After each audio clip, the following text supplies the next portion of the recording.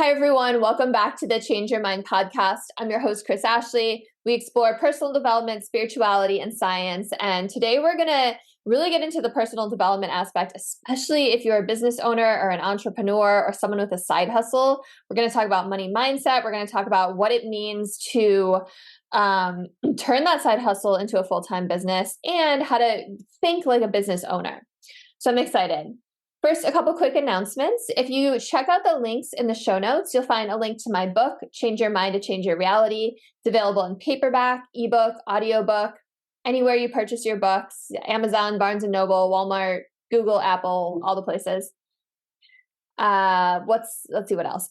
There's also links to my free masterclass that happens every few weeks. There's some free downloads from my website. There's also ways to just stay in touch through social media, courses, coaching. And as always, this podcast is a part of the Los Angeles Tribune podcast network. So we do a lot with personal development. Be sure to check us out. Check out all the other amazing podcasts that are part of the network as well. And I think we're ready to get into it. So, hi, I'm Chris. When I was younger, I went through trauma that caused me to feel broken and lost. But my life changed after I had a spiritual awakening.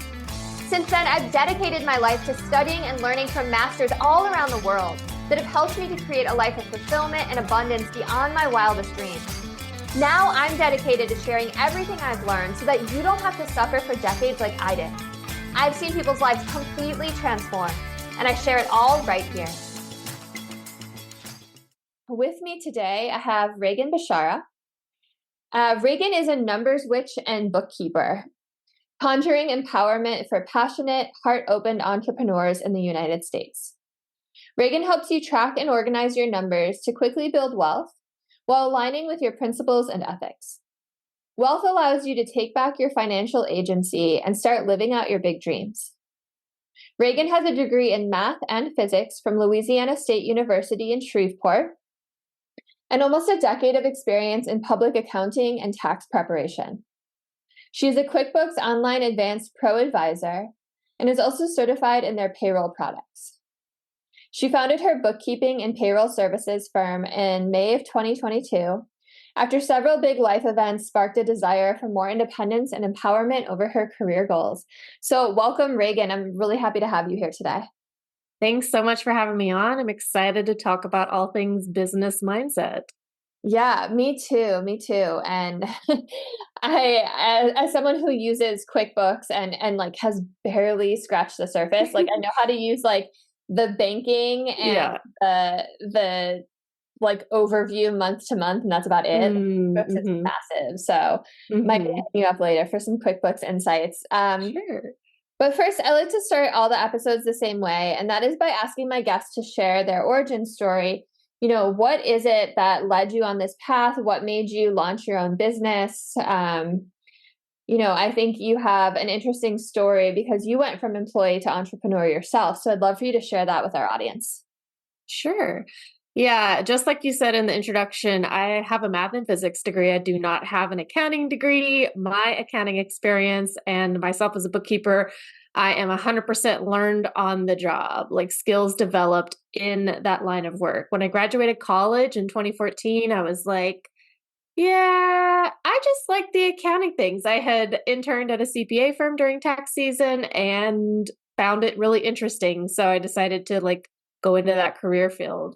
And then after about 7 years, I had some big things happen in my life, like with my family and stuff, and just realized that I was miserable day in and day out at my job and wanted to start my own business, wanted to kind of be my own boss or whatever, have the freedom of time and money and all that everybody kind of says whenever they go to being an entrepreneur. And I had worked with folks in the entrepreneurial space because that is the client that I serve, the business owner. And so I kind of knew what that experience was going to be like, but it was completely different to experience it for myself.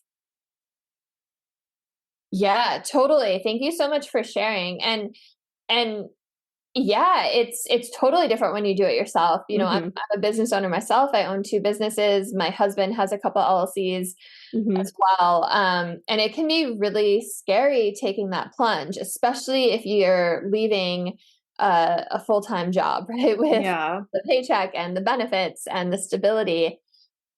So what do you think it takes to go from an employee to an entrepreneur? Yeah, I think it requires a lot of like personal development, even though it's like running a business or being an entrepreneur, being a business person. People don't think that they need to do the personal development work, but it is required to like shift your mindset. You go from like trading your time, whether you're salary or hourly employee and receiving like a wage, you're just trading time for a paycheck, for money to live. And when you go to being an entrepreneur and you own your own business, now you're trading value. You're trading your experience and your resources, some of your time too. But like for the most part, business owners cannot trade their time for money because we would all be broke in that case. And being a business owner requires you to create a lot of value, requires you to be creative. Even if you're not like an artist or whatever, you have to be creative and provide an offer, provide value to other people that they agree to pay for. And that is not about exchanging time anymore. So that is a pretty huge shift for a lot of people to make. Yeah, and it's interesting that you said it starts with the personal development work. And also what I found is when you're first starting out, you are all the roles, right? Mhm. Like Yeah. you are sales, you are marketing, you Mhm. are business development, you are creative, like all of the things, especially before you can afford to bring on, maybe like a virtual assistant or someone to help you out. Yeah. So, is that what you mean by personal development? Like really trying to hone all those skills, learn all of those skills? I think it's more of uh being willing to do something that's a little bit scary and being okay with uncertainty. A lot of us cannot deal with uncertainty. As humans, we love to know like what's going to come next. We like to be pretty certain about whatever the outcome is going to be when we're like investing in something or putting a lot of time and energy into something. We want to know that like that is going to work out because otherwise, why the hell would we do it? Right. So I think like the personal development really has to come from like being okay with a little uncertainty. And that is the skill that you have to develop. You have to learn how to like navigate not knowing what's going to come next, not having regular paycheck, at least for the first, couple of years. Just kind of going with the flow, seeing where it takes you, seeing what your audience and what your clients want, because you can totally start out with an amazing idea that you think is brilliant and then try and sell it. And everybody's like, that's not interesting or helpful at all. You have to like navigate the uncertainty, be willing to change course a little bit, change up your offer a little bit to really match like whatever the market wants and needs. Totally. And when you're talking about uncertainty, it made me think of Tony Robbins. He, talking about personal development. He's like the guru, right? Says I'm not your guru. He has this idea that there are six basic human needs, and Mm, everyone has them in different order, and everyone has like two primary ones that are their mhm, drivers, and they can change throughout your life, but one of them is certainty, like mm, and stability, but one of them is mhm. uncertainty. There are people, and I took his like little quiz to figure it out, and I'm actually one of those people, and I think probably most entrepreneurs are. There are certain people who thrive off of uncertainty, right? Mm. And I wonder if that is really just like something that's innate in you, or if that's really a skill that you can cultivate and develop. What do you think? I think that like the people that thrive in uncertainty are the people that recognize that uncertainty is where the possibility lies. Like you Yeah. could be certain that you're going to make, $50,000 in sales in your first year of business. And then with that certainty, you end up with that result, right? Like usually you get what you are capable of allowing yourself to receive. So if you're comfortable, if you thrive in uncertainty, if you're willing to like ride through the uncertainty, the possibility can be greater on the other side, or at least there is more room for like bigger and better things to come. So I think entrepreneurs are the folks that recognize that like uncertainty is where we get to really decide how we want it to unfold, how we want it to play out. And like just being I think being okay with uncertainty is a skill that you have to develop. You have to practice kind of that like nervous system regulation of like, if I don't make it work this month, like I have to make it work this month. Otherwise, something has to give. Like I have to go do something else or whatever. Like, especially in the first couple years of your business,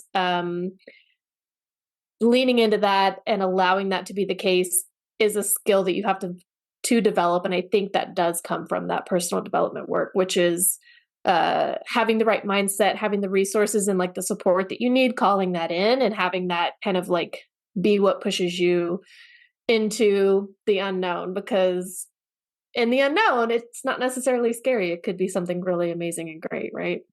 Absolutely. And outside of your comfort zone is where growth really happens. Mm-hmm. Right? Like they say, the comfort zone is where dreams go to die. And I like that you talked about adaptation, because that's so important, right? Mm-hmm. Being able to adapt and if something doesn't work out, not giving up. They say Mm-hmm. that 90% of people don't achieve their goals. And that's for two reasons. One, it doesn't work out and they don't adapt, right? They get frustrated, they get defeated, and they just give up. But Mm-hmm. the more common reason is they're so fearful to get started that they don't even begin in the first place. Yeah. So, and I think another thing that we haven't touched on is like you have to get used to rejection too, Mm-hmm. Yeah. right? Like you have to develop a thick skin. So talk to me more about money and growth mindset and like what kind of mindset you need to really do this. Yeah, I'll kind of talk about where I'm at with my business right now. So I'm coming up on 2 years. I'm just a couple of months away from my 2-year anniversary of my business. And I am to the point now where I have to make a tough decision. And I don't know when I'm going to make that decision. I've been mulling it over, but it is to hire somebody. And what that person's role is going to be in my business, I need to decide on that. I need to decide what that budget is going to look like. Will this be a short-term role or something more long-term? And the question that I'm facing right now is that like maybe I don't have the cash flow to support hiring somebody right now, but what if hiring somebody is the way that I end up getting more cash flow in my business, bringing in more revenue, to where then like am I putting the cart before the horse kind of thing? And I think that like that is going to require another mindset shift, because right now I'm like, yeah, I can hardly afford to bring home what I need to pay my bills. Like I'm married, my husband has a salary, like we're fine, but I would like to bring home more money for myself.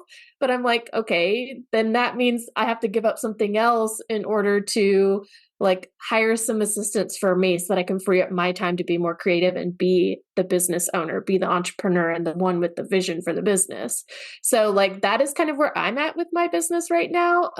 And I like to share that with people. I don't want anybody to think that I just have it completely figured out. Like I'm a brand new baby bird business owner. Like I've only been doing this a couple years, but it does come to a point where like those hard decisions you have to make, even though it might not make sense to make them right now, like that is sometimes it requires developing the mindset to make a decision that like may not be entirely logical at first. So I think every business owner needs to be aware of what's going on with their money, which is why I provide the bookkeeping services that I do, because like I can't make a decision if I don't know what's going on with my money. And even when I do know what's going on, like right now, I can tell you like cash flow does not support hiring somebody. But taking that knowledge, I still have the option to make that choice to hire somebody. Like I can still like find a way to figure it out or do that so that I can start bringing in more revenue. So the mindset work is part of it, but also being empowered through your data, which is like my entire message. Yeah, thank you for sharing, first of all. And that totally makes sense.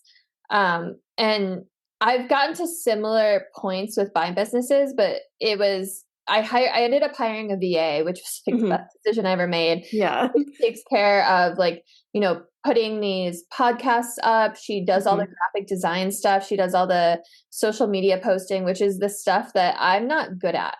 Right. Like I can't edit video or edit or do graphic design. Like I just don't have that gene in me, and she's amazing. So it allows me to focus on other things. But that being said, I've also had to make that decision around like software, right? Like what do I want to use? What do I want to like? do I want to spend a little bit more on this thing that's going to free up some of my time, but it's also going to eat up some of this, some of this money coming in, right? Yeah, It's tricky. totally. So you mentioned not having a paycheck for a couple of years as a new business owner. Uh-huh. Talk to me about that. Like how long is the grind?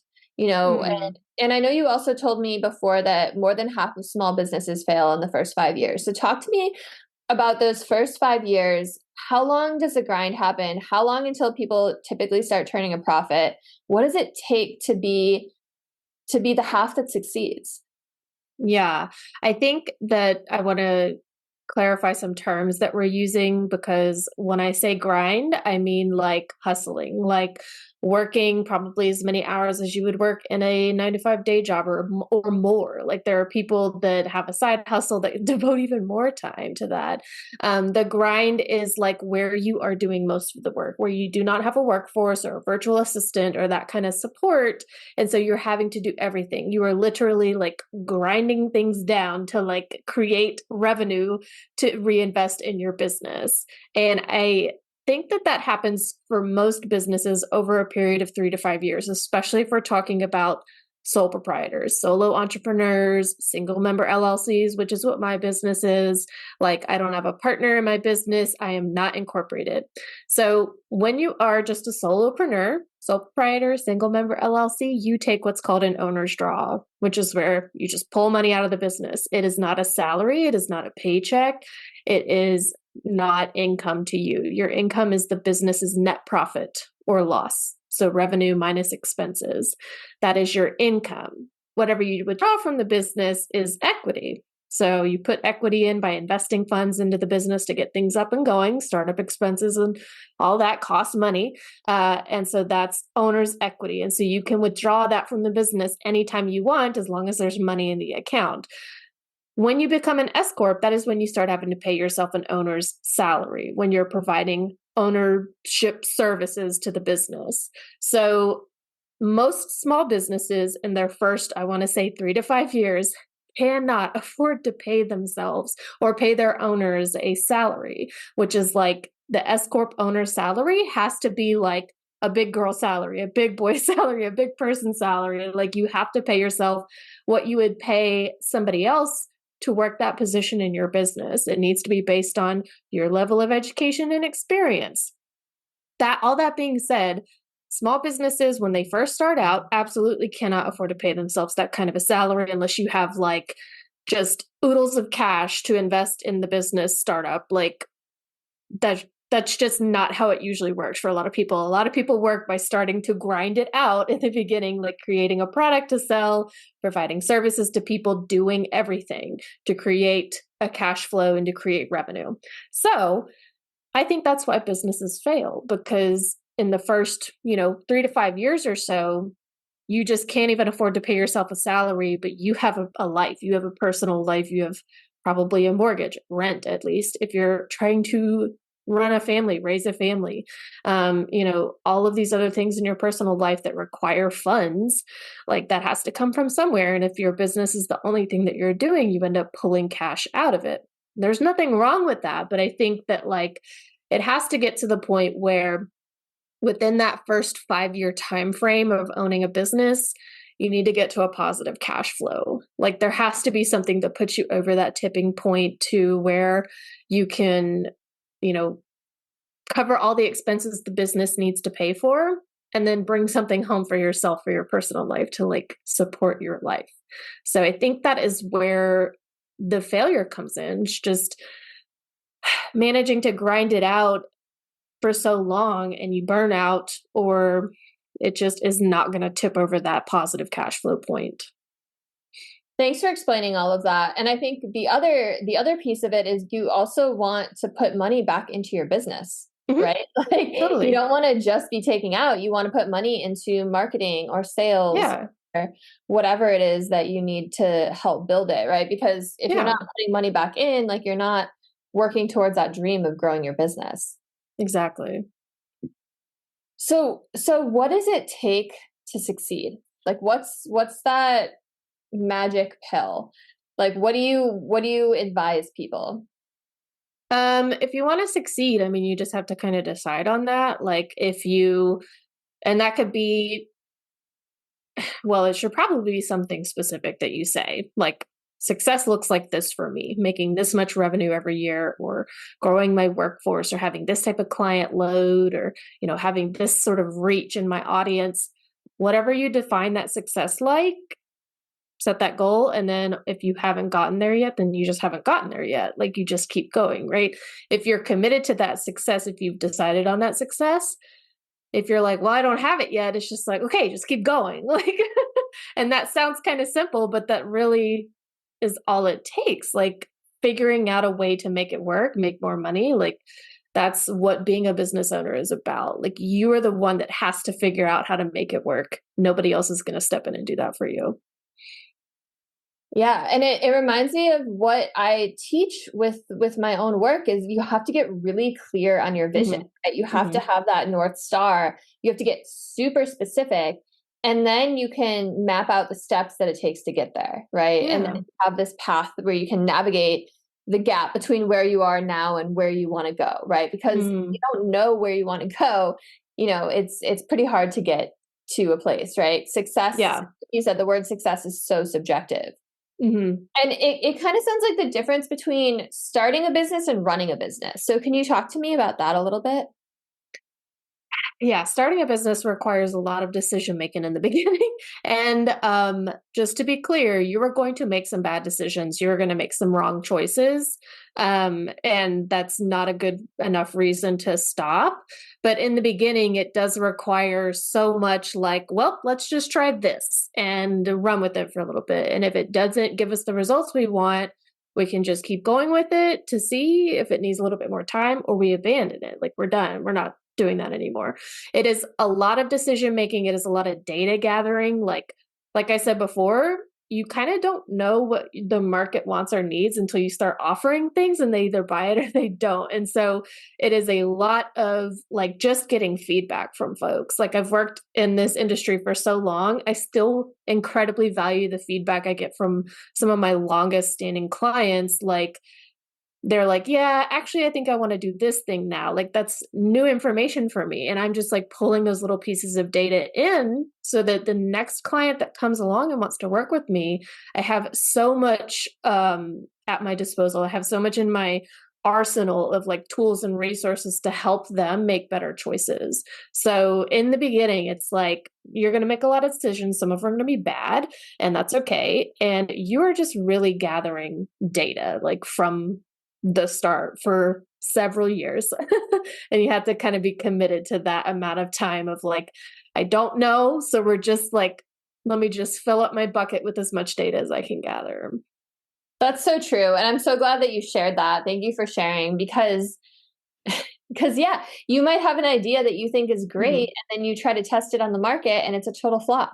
Yeah. And like I was saying before, like you can either adapt and be like, all right, I'm going to make these tweaks and test this out and just keep testing and keep testing, right? Like you don't want to do the same thing over and over again and expect different results. That's literally the definition of insanity, right? Right. Yeah. You have to, like, in order to have something you've never gotten before, you have to do something you've never done before. So you have to keep trying. And that can be like a really discouraging feeling for a lot of people, for anyone really. Right. Yeah. And, especially if you're not getting any income in and you're spending money on trying to advertise or market or whatever it is. So, here's a question. Do you recommend starting a business as a side hustle so that you have at least income coming in? And I'm thinking like, I love Shark Tank. I don't know if you watch Shark Tank, but they rip apart the people whose businesses are side hustles, right? Like, it's so true though, right? Like, yeah. Like if you are not 100% committed to this, it is going to fail. So I'm curious what your take on that is. I disagree with that 100%. That is the most ridiculous and like, honestly, classist thing ever. When you're doing a side hustle, if you have the intention of like launching a full business with it, it is 100% okay if your financial support comes from a full-time job. Like that is okay. Like we all like it costs money to like live. Like it costs money to have housing, to have food and healthcare and like, just like the basic necessities. So the fact that, someone working a full-time job while they have a side hustle that they want to turn into a full business is not an indication of whether or not they will be successful. That is just, there are so many people that started out with businesses as side hustles while they were working for somebody else, and they are successful in their business now. So that is like just completely ridiculous to me. I disagree with that wholly. And the support that you need to live your life, to like be secure in your housing and food and like, healthcare and all of that, it has to come from somewhere, unless you've got, just like I said, oodles of cash sitting somewhere that you can like personally invest funds into the business and afford to like stop working so that you can focus on your business. You might have faster growth because you have more time devoted to like growing the business, but it is not an indication of whether or not you will be successful. I think that is just like very silly. Yeah, I hope no, that nobody. I appreciate your take. I appreciate your take. Because like we have mortgages to pay and we need to eat, and a lot of people have children, and absolutely. There's like that meme or tweet or something that's like, why does everything cost money? It's like, that's just how it is. And we all kind of have to deal with it. And if we want to run a business, like I said, my husband has a salary, and then I had some personal savings. I had a lot of credit cards. My personal cards, I paid down a lot before I paid off completely before I started my business, so that I would have like that credit available to be able to buy the software that I needed and pay for coaching and things like that. So like I had financial support, and it wasn't a pile of cash. It was like the fact that I'm married and I have personal credit to use. I have personal savings to put in. So like financial support is going to come from somewhere. And if that's you working a full-time job, there's nothing morally superior or inferior about that to somebody else who just has finances to like hold them over for a little while. Absolutely. And you mentioned coaching, and I've said this so many times on the show, and I am a coach. Like I would never want to work with a coach that didn't have a coach, right? Because always more to learn and grow. Like you want to work with someone who has a growth mindset themselves, right? Who's like always learning and innovating. So talk to me about the importance of coaching, because I know there's also a lot of people out there listening who are probably like, wait, you want me to start my own business, barely make ends meet, be grinding for 3 to 5 years, and pay for coaching? So talk to me about that. I mean, you totally don't have to pay for coaching, but for me personally, that has been probably one of the bigger factors in my development and in my business's growth. So in 2023, when we're recording this, I have replaced my annual salary at my last job in my first full calendar year of business. I grinded the hell out of my business, and I still take weekends off and stuff, but I have that supportive, I'm in a coaching community as well as I have like a personal or a business coach, like one-on-one, we do stuff together. And it is because of that supportive community that I don't feel so alone, and that I'm able to have like a sounding board and get feedback on my ideas. I need somebody to tell me when something sounds crazy and it's not going to work, because they've been doing this for 20 years. Like they know, and I don't. So, I find that incredibly valuable. I can't go without that. Like I need that kind of supporting community. But if someone doesn't feel like they need that, then I'm not going to tell them that they have to have that. So, for me, that was like, it is still the thing that I'm like, no matter what, I'm going to make sure that I can pay my coach. Like I've got to be able to have that person in my corner who is helping guide me while I still learn things, trial through fire along the way. Yeah, I couldn't agree more. I'm also part of a coaching community, and those weekly calls with everyone where we're all on the same path. Like we have different businesses, but we're all coaches in some sort of personal development sphere, and we're all trying out similar things. And it's so nice to have that sounding board and to have that encouragement, because Yeah. it can be really isolating, especially Yes. when you're like working by yourself and your business is online. It can Yeah. be so isolating. Like I have Yeah. to like remind myself, like, get outside and walk the dog today, or like go to the store if you can Yeah. like have human interactions, right? Yeah. Even if you don't talk to anybody at the store, just being around other people, it's like, oh, that's right. Other people exist. Yeah. And like, Yeah. okay, do your hair and put on a cute outfit, even though no one's gonna see it, right? Like just so you feel better about yourself. Yeah. And I think what you also touched on something important that I want to highlight is like find a coach who's already successful in what you want to do, Mm-hmm. Mm-hmm. right? Like or a mentor or someone like, Mm-hmm. because it is so much easier when you don't have to reinvent the wheel.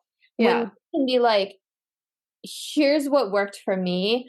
Here's Yeah. the path that I did. Here's like the software tools I use. Here's Mm-hmm. the tactics I've figured out, because they've probably spent like decades, right? Or at least years, like figuring it out. So you get the benefit of not making those mistakes that they did. And it's so invaluable.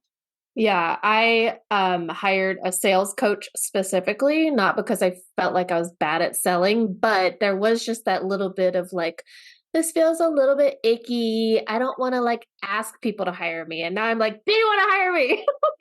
I'm like DMing people like, do you need help with your bookkeeping? Because like I can help you with that. Like it has made such a huge shift of my mindset for selling because I hired someone specifically to teach me how to sell better. So like even if you in general just want a business coach, or maybe if you're just struggling with one area of your business, like the marketing or business development, you can find somebody that specializes in that area and really sit down with them and like work on that piece.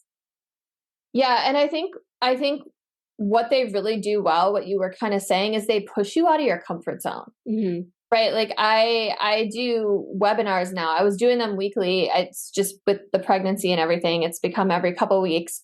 Yeah. And that's where I get most of my clients from, like more than just like organic social media. Yeah. And I was like terrified to do it at the time. Uh-huh. I was like, and it was a lot of work to put into it and like make the Mhm. slide deck. And like my coach like helped me through it. And like there was like a formula to follow and all Yeah. this stuff. But like now that I do it a lot, it's just, I just go in there with the mindset that like I have a lot to offer. I'm Mhm. helping people. Like if I can even teach one person something really valuable during this Yeah. 90 minutes, like even if they might not buy my services right away, but like I'm giving them really good information, right? Like it's not just Mhm. like me like having this slimy sales pitch. Like I'm teaching them some really great information for free for like an hour of that before I ever pitch anything. And Yeah. it's like, okay, maybe like months from now down the road, they'll come back, right? Or Yeah. anything. It's like if I could just help someone. And it's like having that mindset of service where I'm more Mhm. focused on the audience and the other person than on like my own whatever. Right? That helps a lot. And that's how I feel Yeah. about public speaking too. Like I love public speaking, but if you're so worried about yourself and wrapped up in your own head and your nerves, you're You not won't serve serving your anybody. audience, Yeah. right? Exactly. I Uh, think something my coach taught me that is in line with what you were just talking about was, and I have it written on a post-it note on my monitor right now, it's that everybody who's following me or listening to my podcast or reading my emails and they haven't paid me anything is still my client. I'm still providing them with some sort of value or service, and they're paying me with their attention. We're in an attention economy, right? Like we scroll our phones all day long and like binge Netflix. Like someone taking time out of their day to pay attention to what I'm saying is a big deal. And I consider that like, you're my client now. You have been here, like listening to me, and I'm giving you something of value that makes you my client. And going into it with that mindset is like, why wouldn't you want to, just offer up some help that's going to relieve somebody else's kind of pain or issue that they're dealing with? I really, really like that attitude and Mhm. that mindset. And I remember when I first started out, it was like, oh, I don't want to give away like all my secrets for free. Like that needs to be behind a paywall, right? Yeah. And now I've completely switched that around. And I think Mm-hmm. like Alex Hormozy was like a really big inspiration in that. Like he gives away everything for free. Mm-hmm. Mm-hmm. But it's like if you give people a ton of value, they're gonna want to work with you and see like what else, right? And you're Yeah. still to provide really excellent value once they're working with you, right? Like Yeah. it's not like things can take a dip, but because they can go anywhere, right? They can learn, they can find a million different accountants, right? They can Mm-hmm. find a million different coaches online. Like fucking everyone is a mindset coach these days, right? Yeah. Um, but if you can provide value or say things in a way that resonates with them that they're not Mm-hmm. getting elsewhere, then they're gonna come back, right? Like Yeah. a lot of times they're gonna be paying clients. And it's funny. So I used to run yoga studios. I still have Mm-hmm. a yoga company as well, but I used to run yoga teacher trainings 3 times a year. And I would always think like, okay, there's these regulars, they're diehard, they're here like 7 days a week. I see them all the time. They know my name. Like those are the people that are going to sign up. And those were never the people that signed up. It was the person that would like creep in super shy, like once a Yeah. week, Yeah. that like, no, they kind of like hid anonymously, Mm-hmm. like didn't talk to anyone. Like those were the people that came. So it's Yeah. like never really know. It might not be those vocal people. For sure. And yeah, like I think letting people have the information they need to have to make a good decision is like the best part of selling. Like, I'm just going to tell you what I can help you with and what kind of value I can provide so that you can make a good choice. If you don't agree that what I have to offer is valuable, that's fine. Like it's okay. You can find somebody else to work with, I guess. But like me communicating my value is like of utmost importance. And my kind of like word for the year or whatever in 2023 was over delivery. And I really think that I managed to accomplish that. I really showed up and, like you said, tried to give away a lot of value and information and help for free because, like, that's just my role is to show up and help people with these specific things about their business. And I've been doing it for 10 years. Like, of course I will help you. Of course I will at least put you in the right direction or show you a small tip or a trick. And the clients that pay me like and are a monthly client of mine where I do their bookkeeping, they get so much value out of working with me. And I want everybody to feel that way, no matter if they pay me money or not. And by the way, those are the clients that are going to keep coming back. The Hmm. ones that are like, oh my gosh, Reagan just gave me like all of this other bonus stuff for free. Like no Yeah. other accountant's doing that, right? Like you have Yeah. to do something no one else is doing.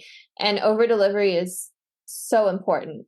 And I Hmm. think also what you touched on right before you said that was authenticity. Like Hmm. authenticity is so important because if Hmm. you're trying to be something you're not, if you're trying super hard to sell, like if you're like people can see through that bullshit, right? Yeah. They can totally sniff through it. So if you really come from this place of like wanting to serve people, wanting to help, like here's my credentials, here's my story, like here's Yeah. why I can provide value.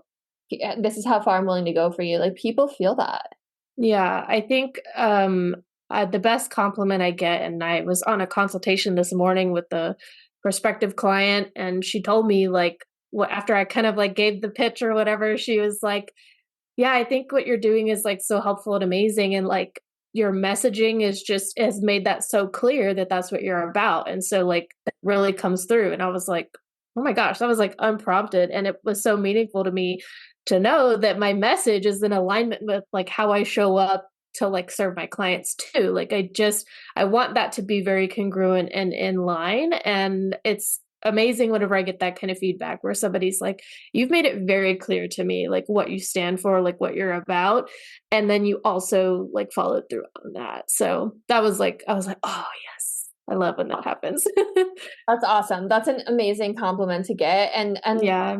so important. Like congruency is so important in Hmm. all of your messaging, especially if you're running like ads. You want what's in your ad Hmm. to be congruent with your landing page, to be congruent with whatever product they're getting. Like you wanna just be honest with people. Yeah. You wanna you like there's no place for shadiness at all. Yeah.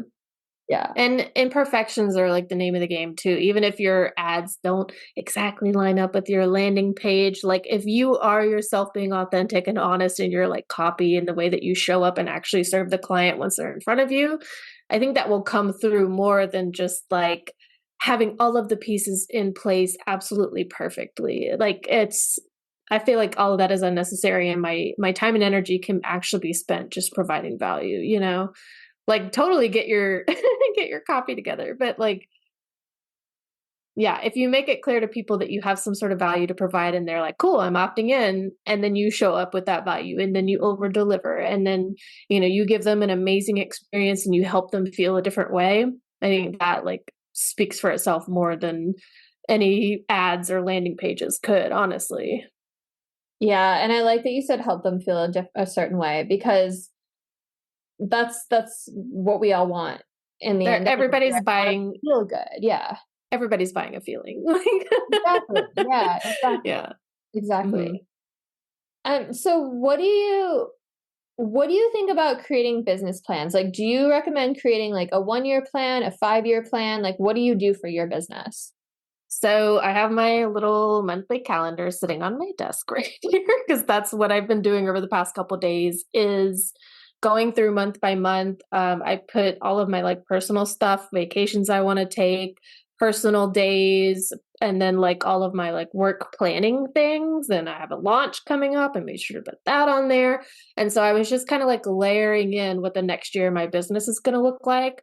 I think in the beginning, it's totally fine to stick to maybe 1 year or even just a couple, like a quarter, you know, 3 months, like looking that far ahead because you're doing so much trial and error. You're doing so much like science experimenting, like changing variables and information gathering. So, you know, if you've been in business for a while, totally make a 5 or a 10 year plan. But if you're just kind of starting out or if you're side hustling, like you can test a few things here and there for a couple of months. Make sure that you actually do give it time. Like, don't try one thing, make one social media post, and then be like, well, that was a fail. Like, no, you have to keep, you know, talking about it, keep pushing it and trying new things. But, you know, a year is probably as far out as I want to go personally, just because I'm so like new at this and it is in its earliest stages still.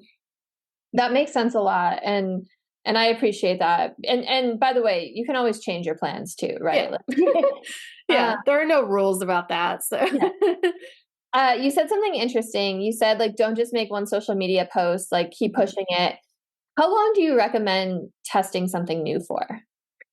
okay, so I'm still trying to figure this out for myself, but I have like a beta testing launch that I'm doing right now, and like it closes next week at the time that we're recording this. And my clients and like people on my email list just started like reading it and figuring it out like this week. And I'm like, I've been talking about this since October like 10th. Like, oh my gosh, that is such a long time of me being like, hey, here's this thing. And they're like, finally, like, what are we doing? What is this? Do I need to do something with this? I'm like, yes, I want you to buy this thing. Like, I want you to have this. I made this for you. Like, please buy this. So I am planning to have a 12-week period for a launch that I'm doing next year where like I start talking about it at week 1 and then at week 12 is like when the cart opens or whatever. So having plenty of runway, not only for like developing the offer and talking about it and marketing it and selling it, but like you got to give people time because they are not paying attention. Like they are paying attention, but they're not. Like it's not sticking until much further down the road than you think it's going to stick. So that was my lesson for this year is give myself plenty of runway, give myself more runway than I actually think I need. Thank you for sharing that. And by the way, it's December 21st today. So that was 2.5 months before Mhm. people really started to Yeah. yeah. Yeah. And I think that's such an important lesson because, we think, oh, we're putting it out there, people see it, but I'm sick of hearing about it, honestly. yeah, you're like, I'm sick of talking about it. Yeah. But like, think about it, like social media algorithms, like you're not Mhm. showing up on everyone's feed, Yeah. right? Emails, like not that big of a percentage of people open their emails, like you should speaking of data and analytics, you should be tracking your open rates. Yes. You know, all of these things, right? Like however you're getting out there to people, like it might not be penetrating as much as you think it is. So yeah, you really have to saturate it before somebody's finally like, what is that thing that you were doing? And then the indicator that I've started using is like when people start talking to me about it in real life, like outside of business stuff, if they're like, I saw that you're doing a thing, and I could have been talking about it for 6 months, and they're just now, when they start talking about it to me in person or bringing it up in conversation that's not about work, that's when I know like, oh, something's finally sticking. And that takes a lot longer than I thought it would at the beginning, and that a lot of people think. But you're talking about like the people that you're talking about aren't like just friends and family, right? That might just be like, oh yeah, like friends and family. Yeah, like I'll see a friend start sharing my posts from my business page, like about an offer, and I'll have been talking about it for 2 months and sharing it and reposting and talking about it online. And then like I finally start seeing shares. And so, and then people in random conversation will be like, oh, well, you're doing this right now, aren't you? And I'm like, yeah, like that's what I've been talking about. So it is, I do mean like whenever people, friends and family, and just kind of like on the periphery of my business start realizing it and talking about it to me, that I'm like, oh, it's finally sticking now. I feel like, and maybe I'm wrong, but I feel like whatever amount of time it takes your friends and family for it to stick, give it even longer for clients. Yeah. Friends and family take a special interest in you that your clients aren't, right? Yeah. It's like, okay, this is just starting to penetrate that outer layer. Now we need to give it even more time to penetrate like that inner layer of clients, the people I really reach here. Exactly. And for me right now, because I've been really focusing on short form video content this year. I really pushed TikTok and I grew my following there. And now I'm like, okay, like I have an audience that's like pretty warm now. Now what do I do with it? Like, and not like that they're not people, but I mean like, okay, I've got these people that have invested some time, have interacted with me in some way, kind of know what I'm about. How can I like bring my messaging to them over and over again so that they really start to understand like what I've got going on? So that's kind of where I'm at in my business, is like, I've got the warm people now. What am I going to do with this kind of community that I've created? Totally. I had a business coach on a few episodes back, and she was talking about this with me, and I thought it was really interesting because I have like a decent following on TikTok. I think it's like 18,000 right now, but it's not like massive by any means.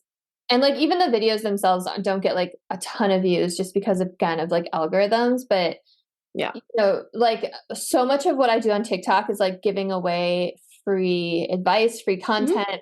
And this woman she was really smart. She was like, that's fine to do every once in a while, but like, that's not selling, right? Yeah.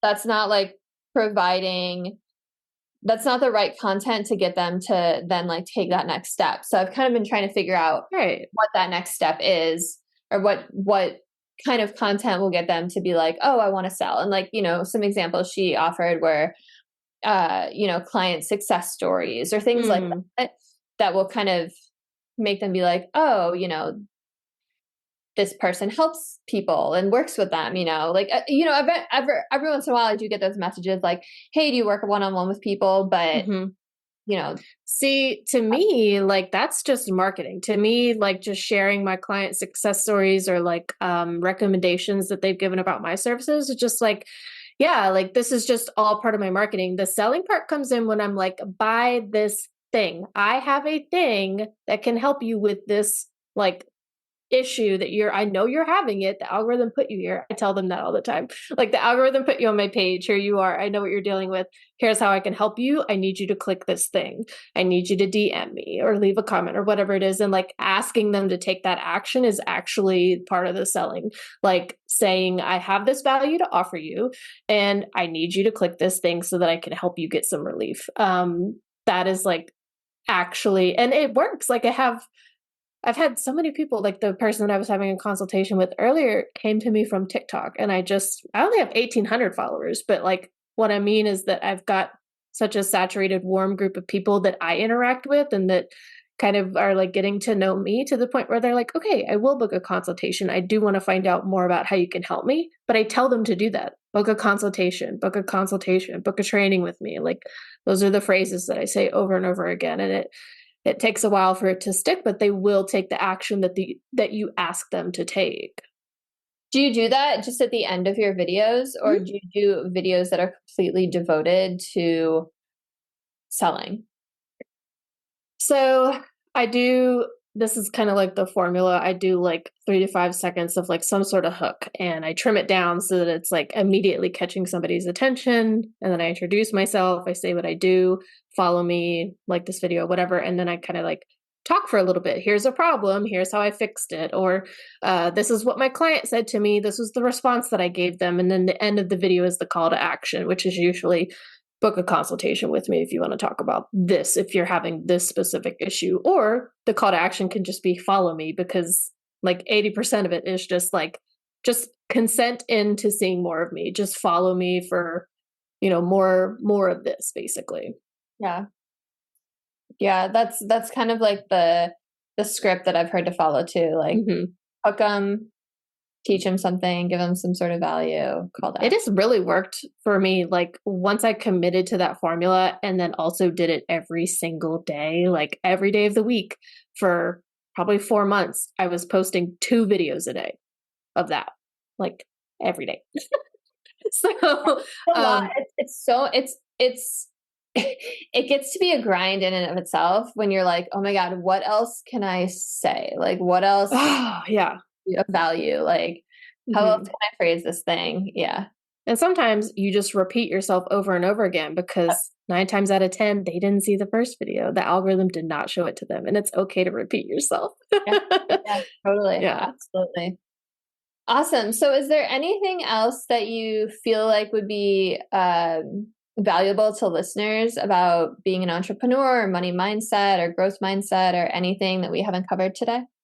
So I will specifically say that if I'm going to give any financial advice, it's going to be to set a time with yourself, solo or with a coach or a planner or somebody, and set a time to look at your finances. It doesn't mean doing a deep dive into everything. It doesn't mean going down a rabbit hole for one transaction. It is just getting kind of the overview picture of what's going on with your business finances once a month. Set a time, and then I say set a timer, because nobody needs to go down a rabbit hole. 10, 15, 20 minutes is all you need to kind of get the lay of the land. And then like, okay, I know what I need to kind of accomplish this month to get things a little bit more organized. So I give folks that practical advice, like go ahead and put it on your calendar, block it out. I'm busy this time, turn off notifications, look at my reports, look at my bookkeeping, look at the invoices that I have that people need to pay, like send those out. Something to the effect of paying attention to your financial organization for that dedicated amount of time, and then cut yourself off. Like, don't keep following it. You have to do that, right? Like I can't imagine running a business and not doing that. So if you're listening, a lot of people do. Okay. Yeah. If you're listening and you're not doing that and you have a business, write that down. Yeah. I do it on the first of the month every month, just to make it easy. And it doesn't really take that long. Right. And like, you don't even need QuickBooks. I use QuickBooks for my yoga business, but for my coaching, I just do it in a spreadsheet. And I go to my bank account and I look at like the P&L, and it's super simple, nothing like super fancy, but it's in a Google sheet. And then I know where I'm at with my, I can't imagine trying to make business decisions without having data or knowing where you're at. At least go download your bank statement at the beginning of the month. I agree with that. That's the first thing that I do for all of my client bookkeeping that I do. Download the bank statement, number 1. Yeah. That's it. You have to. Awesome. So if people want to work with you and find you online and follow you and figure out what your offers are, all the things, can you let us know? Yeah, my business is All Ease Accounting, EASE, and that's alleaseaccounting.com. I host a weekly podcast called Money Through Ease. And then, like I said, you can come find me on social media, and all of that I've given you links for the show notes. Yep, it'll all be in the show notes. Awesome. Well, thank you so much for joining, Regan. Everyone listening, if this resonated with you, please like, share, subscribe, send it to someone who you think will get value out of it. We talked about a lot of important things today. And thank you all so much for following, for being a part of the community. I will see you all next time. Have a beautiful rest of your day.